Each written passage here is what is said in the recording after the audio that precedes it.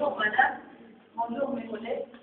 Nous avons l'honneur aujourd'hui de vous présenter notre travail qui est concernant la présentation, la comparaison de deux articles scientifiques. Notre groupe est constitué par Semia, Walter, Emile, Monet, Maïmel, Wissam ou Asma.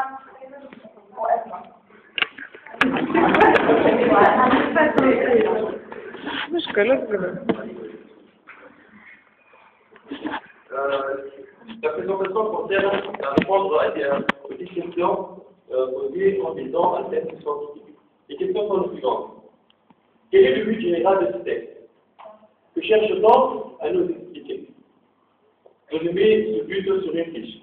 Quels sont les problèmes abordés dans ce texte? Que veut-on savoir au juste? Énumérer les problèmes sur une fiche.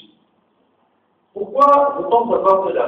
Selon l'auteur, en quoi est-il utile de comprendre le ou les phénomènes à l'étude? Fournir la justification sur une fiche.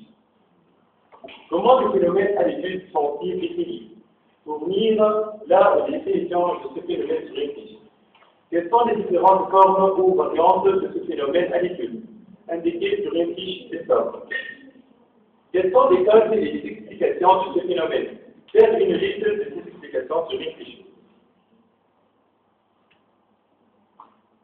Présenter le résultat chacune de ces explications, une fiche par explication. Quels sont les résultats de la recherche qui appuient ou confirment ces explications? Notez ces résultats sur 2 ou 3 fiches. Comment les chercheurs sont-ils parvenus à ces résultats? Et la dernière question, quelles sont les principales questions en suspens? En suspens. Énumérer ces questions sur une fiche. Merci. Je commence par vous montrer les deux articles sur lesquels on a travaillé. Le premier, c'est en fichier PDF. Et voici l'article devant vous. C'est clair, le décrit, la méthodologie, un tableau descriptif, les résultats et la discussion, etc. Le deuxième article, c'est en fichier, en format PowerPoint. C'est le fichier, voilà, le texte, la recherche, l'article, le plan, voilà, problématique, etc., etc. Commençons par la réponse aux questions. La question numéro 1. Quel est le but général de ce texte? Que cherche-t-on à nous expliquer? Commençons par le texte numéro 1.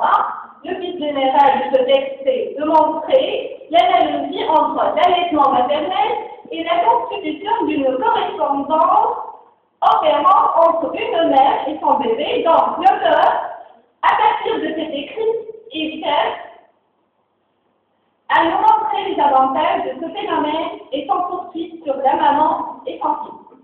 Le deuxième texte, la cible de l'auteur, c'est d'expliquer l'allaitement maternel en tant que processus interactif, complexe, et l'influence de la qualité de ce processus sur la poursuite de l'allaitement jusqu'à l'âge de 6 mois. Passons à la deuxième question. Quels sont les problèmes abordés dans ce texte? Ce qu'il faut savoir. Donc, pour le texte numéro 1, la concordance entre l'affect positif de la mère et celui de l'enfant prédit la poursuite de l'allaitement jusqu'à 6 mois de vie de l'enfant.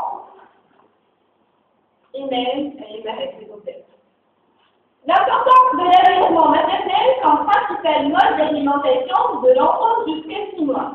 Pour le deuxième texte, l'auteur a examiné l'influence de la qualité de l'interaction mère-enfant dans la poursuite de l'allaitement maternel jusqu'à 6 mois. Aussi, il a montré que le système diadique et la régulation des interactions en répondant aux besoins affectifs et au comportement de l'un et de l'autre. c'est-à-dire la mère et son fils. Suite de la question numéro 2, encore une autre comparaison. Dans le texte numéro 1, il a confirmé le lien entre la qualité des interactions des enfants et la poursuite de l'allaitement maternel. Ensuite aussi, cette relation est soumise à des contraintes comme l'impact de la dépression postnatale qui engendre. Puis, la diminution significative de la durée de l'allaitement. Aussi, il a cité les facteurs incluant l'équilibre de besoins mutuels mère-enfant. Passons au texte numéro 2.